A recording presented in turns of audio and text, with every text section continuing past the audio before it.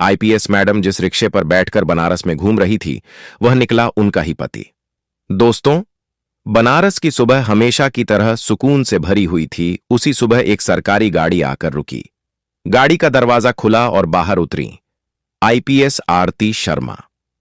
कई सालों बाद वे बनारस आई थीं, अपने मन का बोझ हल्का करने। उन्होंने सोचा पैदल ही मंदिर चलेंगी तो बहुत समय लगेगा। तभी उनकी नजर एक पुराने से रिक्शे पर पड़ी।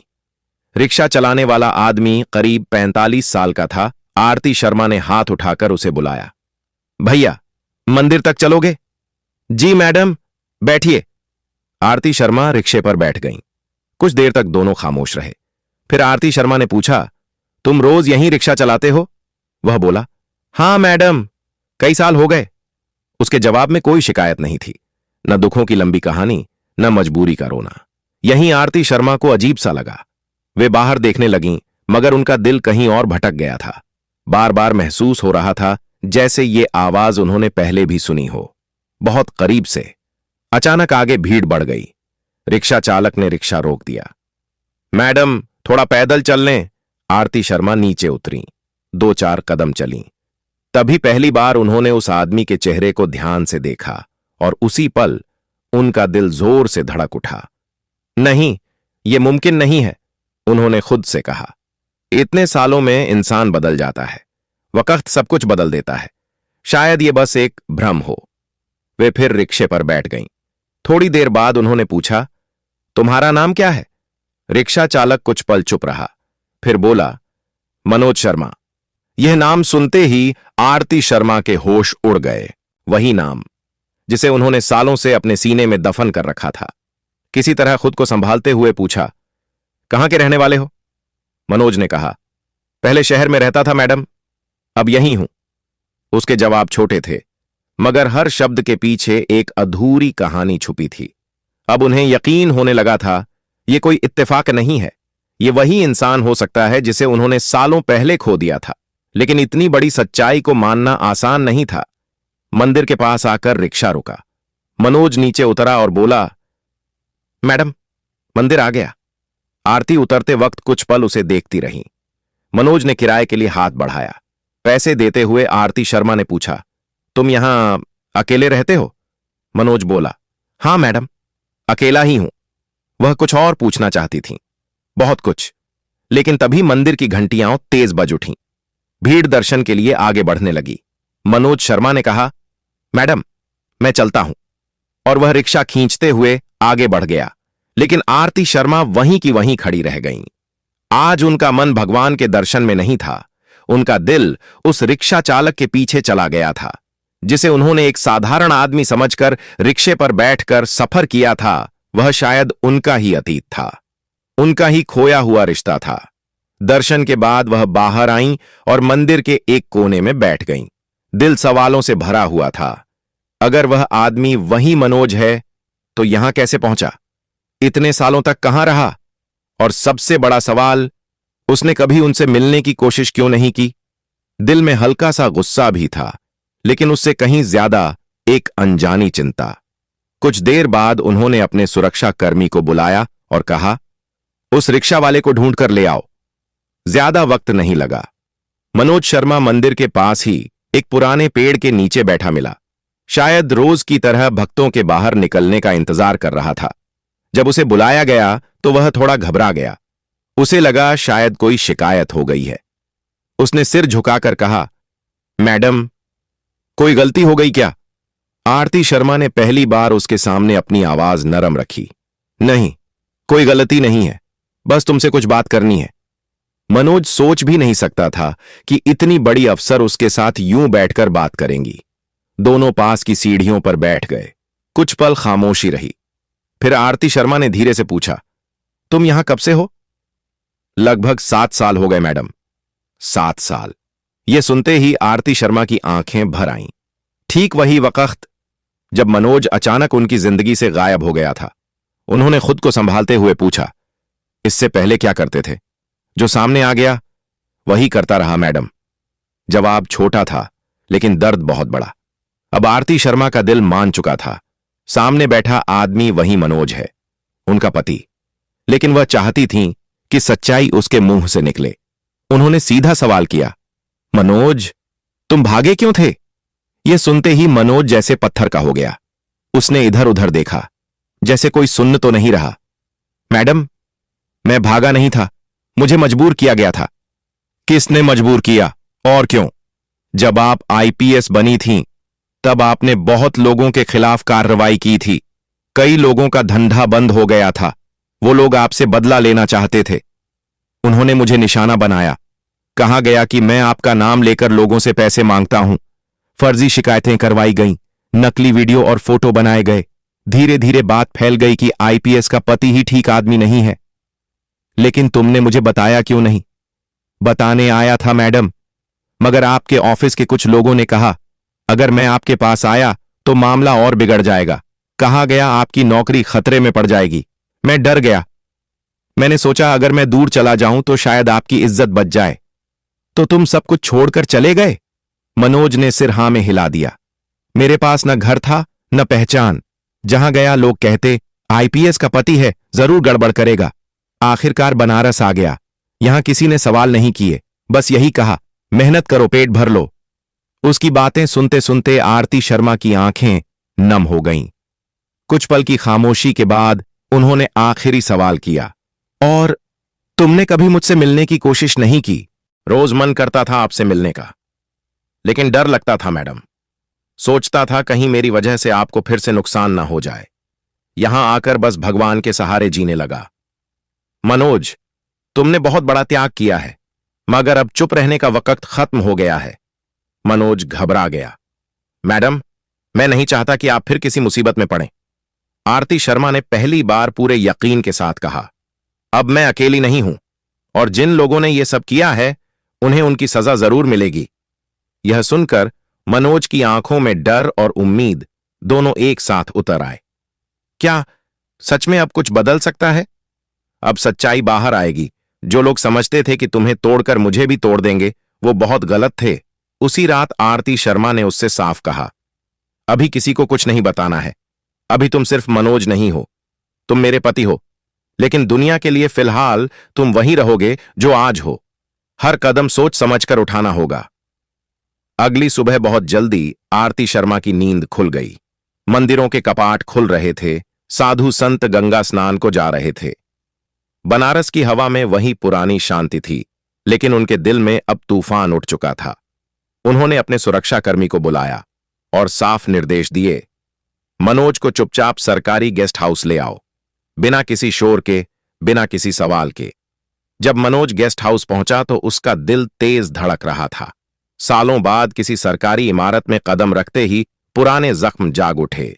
झूठे आरोप, बदनामी, अपमान, सब कुछ आंखों के सामने घूम गया।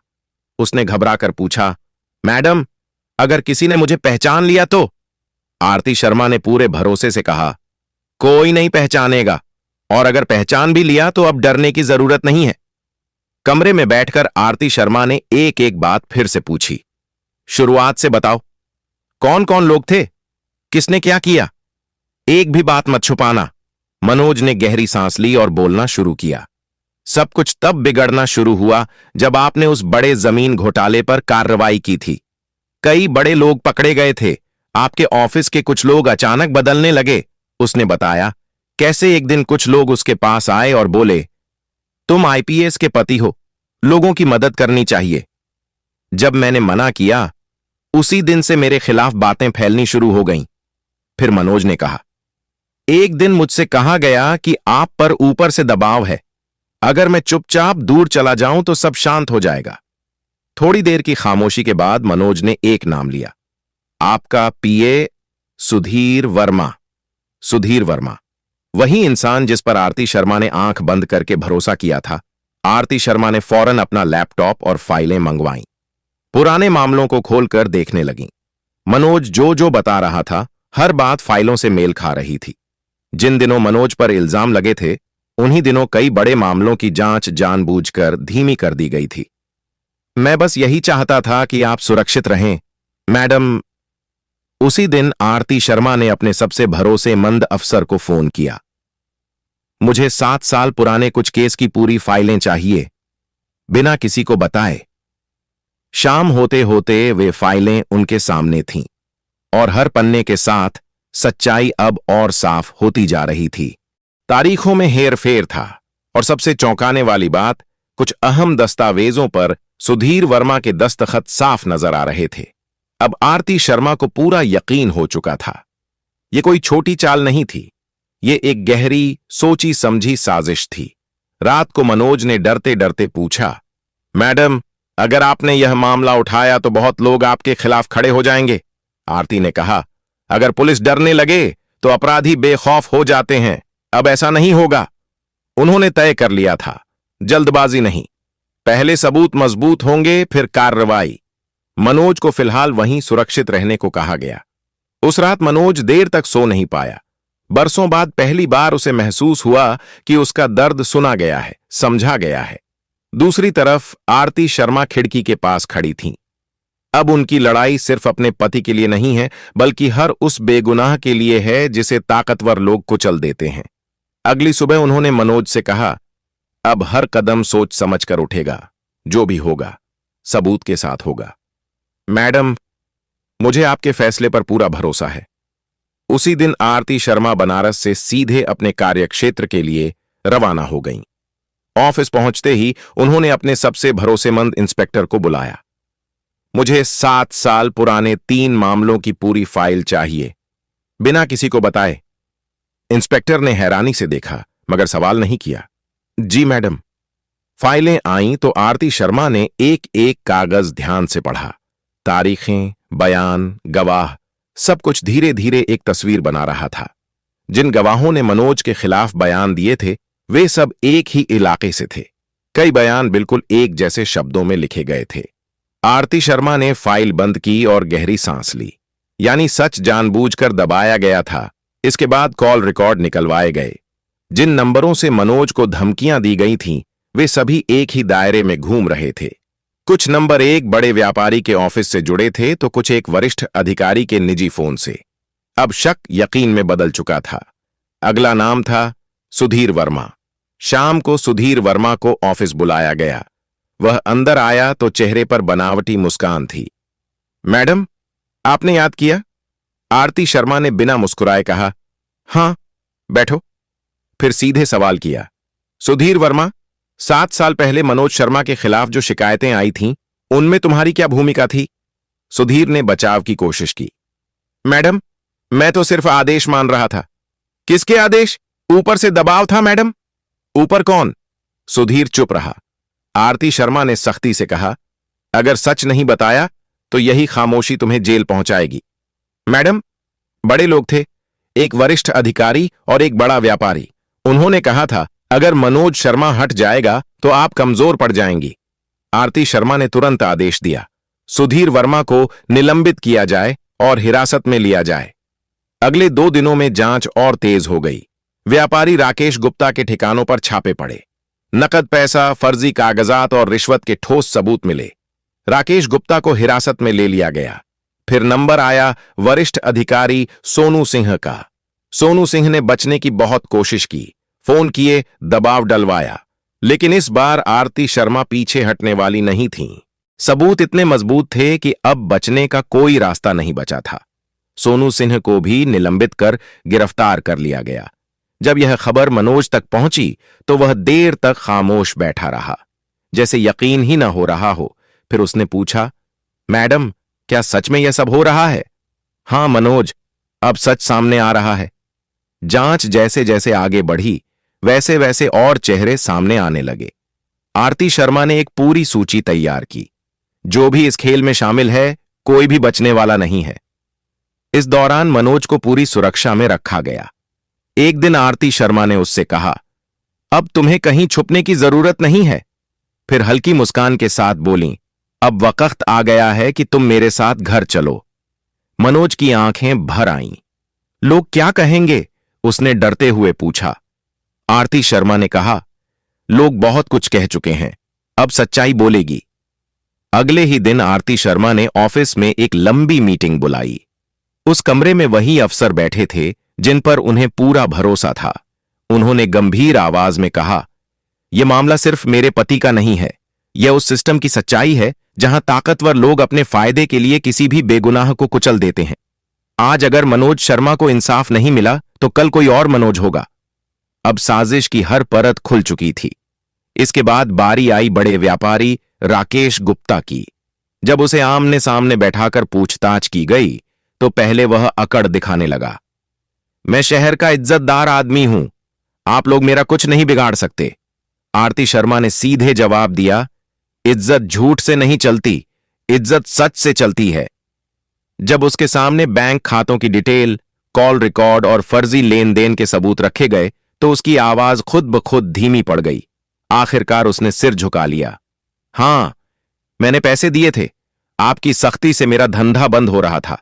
मुझे लगा अगर आपके पति पर इल्जाम लग जाएगा तो आप कमजोर पड़ जाएंगी। अब सबसे बड़ा नाम बाकी था, सोनू सिंह। जब सोनू सिंह को पूछताछ के लिए बुलाया गया तो उसने घमंड से कहा, आरती, तुम भूल रही हो कि तुम किससे बात कर रही हो। आरती शर्मा ने बिना डरे जवाब दिया, और आप भूल रहे हैं कि आप कानून से ऊपर नहीं हैं। उसके खिलाफ सबूत इतने पुख्ता थे कि बचने का कोई रास्ता नहीं बचा। जैसे जैसे ये खबरें बाहर आईं, पूरे शहर में हलचल मच गई। अरे, वही मनोज शर्मा निर्दोष निकला। देखो, सच कितने सालों बाद सामने आया। एक दिन मनोज ने आरती शर्मा से कहा, मैडम, मैं नहीं चाहता था कि किसी को मेरी वजह से सजा मिले। मनोज, सजा तुम्हारी वजह से नहीं मिल रही, सजा उनके गुनाहों की वजह से मिल रही है। और उसी पल मनोज को पहली बार महसूस हुआ, सच चाहे देर से आए, लेकिन जब आता है तो इंसाफ भी साथ लाता है। दोस्तों, इसके बाद अदालत में इंसाफ की असली जंग शुरू हुई। एक एक गवाह पेश हुआ, एक एक सबूत सामने रखा गया। हर कागज, हर बयान उसी सच की तरफ इशारा कर रहा था जिसे सालों तक दबाकर रखा गया था। अदालत ने साफ शब्दों में कहा, यह कोई मामूली मामला नहीं, बल्कि एक सोची समझी बड़ी साजिश थी। फैसला सुनाया गया। सुधीर वर्मा को जेल की सजा मिली, राकेश गुप्ता की संपत्ति जब्त कर ली गई और सोनू सिंह को बर्खास्त कर खड़ी सजा दी गई। फैसला सुनते ही मनोज शर्मा की आंखों से आंसू बह निकले, जैसे बरसों से सीने पर रखा पत्थर अचानक हट गया हो।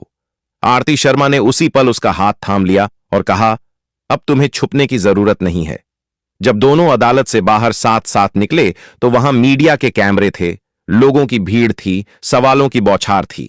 आरती शर्मा ने बस इतना कहा, आज इंसाफ जीता है। उस पल मनोज पहली बार सीधा खड़ा हुआ।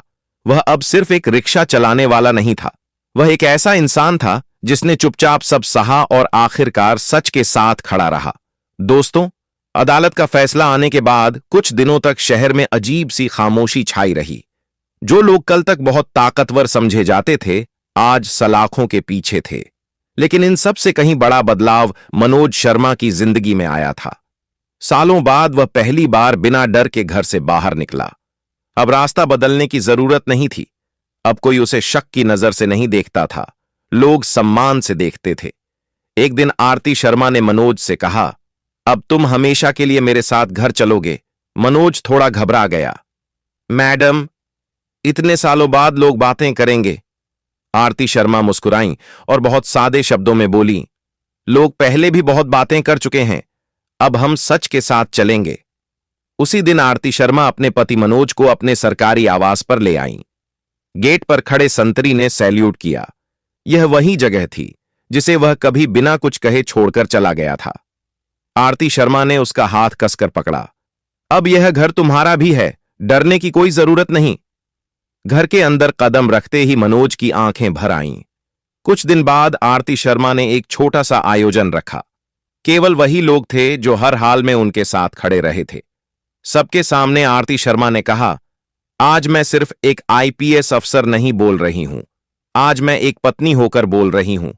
जिस आदमी को आप सबने सालों तक गलत समझा, वह मेरा पति मनोज शर्मा है। उसने अपनी खामोशी से मेरी वर्दी को बचाया। आज मैं उसका सम्मान वापस दिला रही हूं। इस कहानी का असर बहुत गहरा था। अब कोई भी अधिकारी या व्यापारी गलत काम करने से पहले 100 बार सोचने लगा। लोग समझ गए थे, अगर कोई सच के साथ डटकर खड़ा रहता है तो देर सवेर इंसाफ जरूर मिलता है। एक शाम आरती शर्मा और मनोज घर की छत पर बैठे थे। मनोज ने धीमे से पूछा, अगर वह दिन ना आता, अगर आप बनारस न जाती तो क्या होता? आरती शर्मा कुछ पल चुप रहीं, फिर बोली, शायद सच फिर भी बाहर आता, मगर भगवान ने हमें खुद मिलवा दिया। बनारस ने मुझे बहुत कुछ सिखाया, सहना, चुप रहना और उम्मीद बनाए रखना। फिर मुस्कुराते हुए बोली, और मुझे यह भी सिखाया कि इंसाफ सिर्फ फाइलों में नहीं, रिश्तों में भी होता है। आज मनोज और आरती की जिंदगी पूरी तरह बदल चुकी थी, लेकिन उन्होंने अपने बीते दर्द को भुलाया नहीं, उसे उन्होंने एक सीख बना लिया। इस कहानी का अंत एक सुकून भरे यकीन के साथ हुआ कि सच को दबाया जा सकता है, झुकाया जा सकता है, मगर कभी खत्म नहीं किया जा सकता। यह कहानी हमें सोचने पर मजबूर करती है कि हम इंसान होकर भी कितनी बार इंसानियत भूल जाते हैं। मिलते हैं अगली कहानी में। आप सभी का दिल से बहुत बहुत धन्यवाद।